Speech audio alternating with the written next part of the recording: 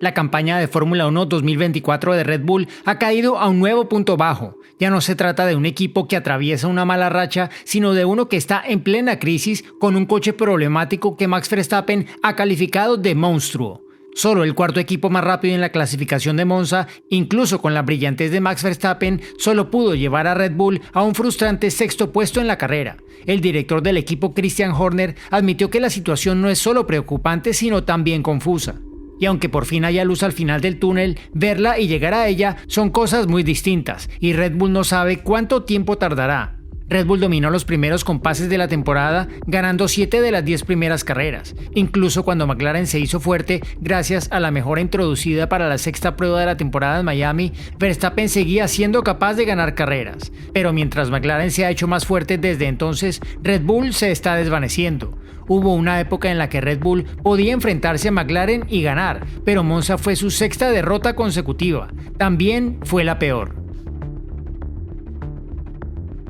Monza es un circuito atípico con la menor carga aerodinámica del calendario y por tanto en sí mismo no representativo del nivel medio de rendimiento de todos los coches. Sin embargo, es un circuito que al menos debería haber jugado a favor de la eficiencia aerodinámica de los Red Bull y en el que Verstappen ganó tanto en 2022 como en 2023.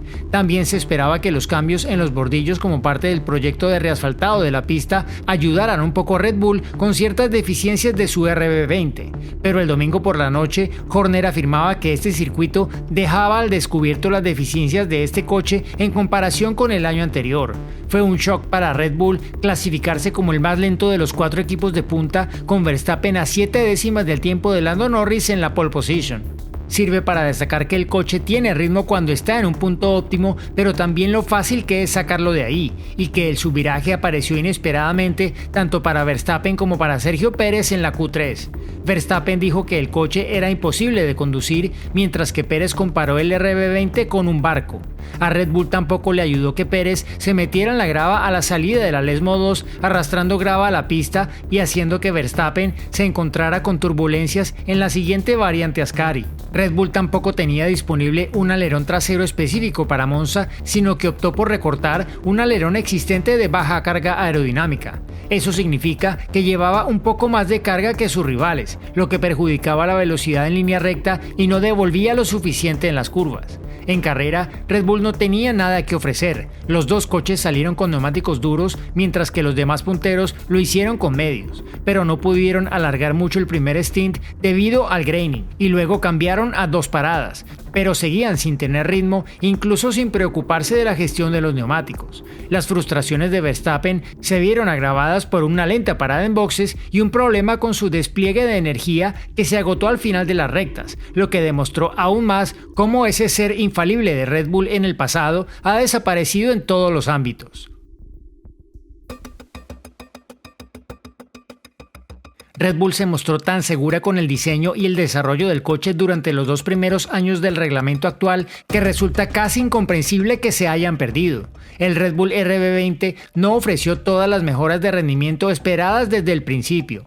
En las curvas de baja y media velocidad se lograron mejoras, pero el rendimiento del coche en las curvas de alta velocidad no fue el esperado. Luego están los problemas con los bordillos, una limitación que se remonta a 2022 y de la que Verstappen se quejaba constantemente, pero que no se esperaba que fuera un problema tan grande como lo ha sido. Las grietas ya se veían antes del parón veraniego, sobre todo en Hungría, donde Verstappen estuvo furioso durante toda la carrera, pero en la doble cita de Zandvoort-Monza ha quedado al descubierto todo el alcance de la crisis. El problema persistente es el equilibrio deficiente y siempre cambiante.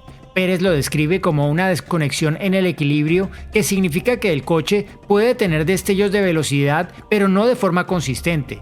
La parte delantera y trasera del coche no parecen trabajar juntas, lo que hace que su comportamiento sea impredecible. Incluso Verstappen tiene problemas para apoyarse en el coche, pero cuando esto se soluciona, se crea su viraje, algo que Verstappen odia.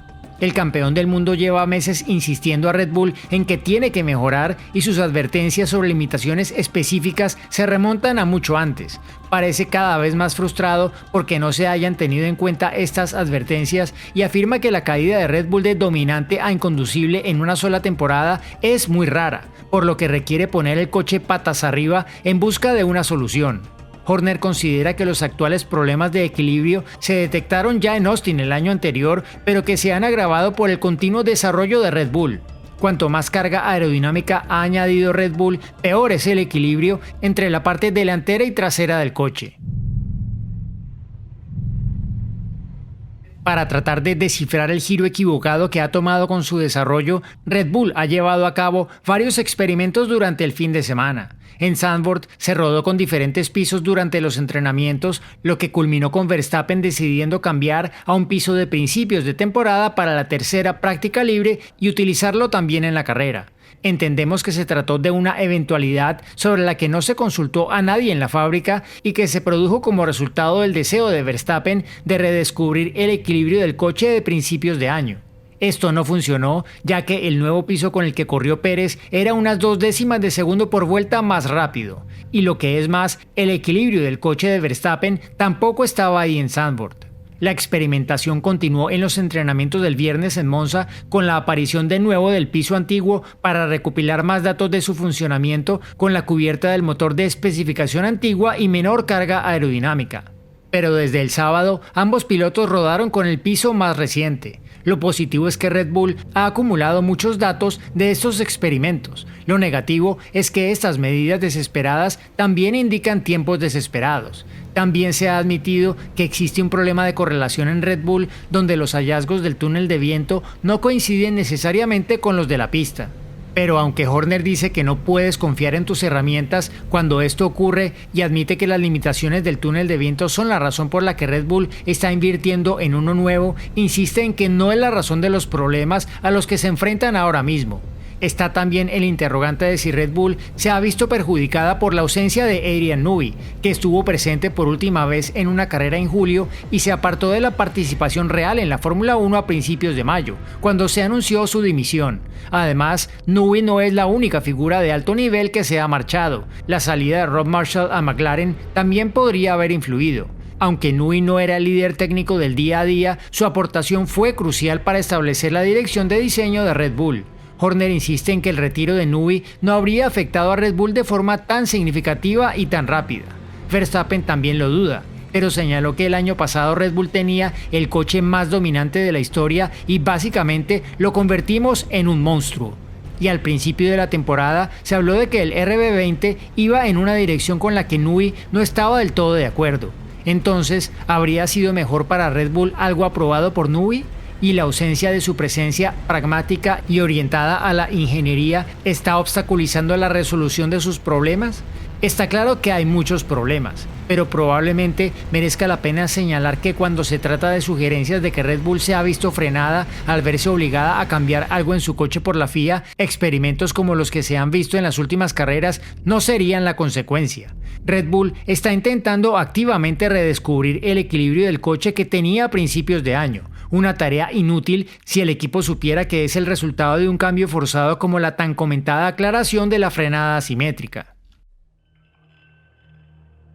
Red Bull está claramente en un agujero técnicamente. La pregunta es, ¿qué tan profundo? Podría ser que Red Bull se presente a la próxima carrera en Bakú, atornillara un montón de piezas y volviera a estar adelante, pero no parece probable. Pérez dice que Red Bull no tiene una solución rápida y que se centra en sacar lo mejor de lo que tiene actualmente. Al menos en el equipo existe la sensación de que estos fines de semana complicados tras el parón veraniego habían ayudado a conseguir cierta claridad sobre la dirección técnica correcta a seguir. Horner se aferraba a una perspectiva optimista.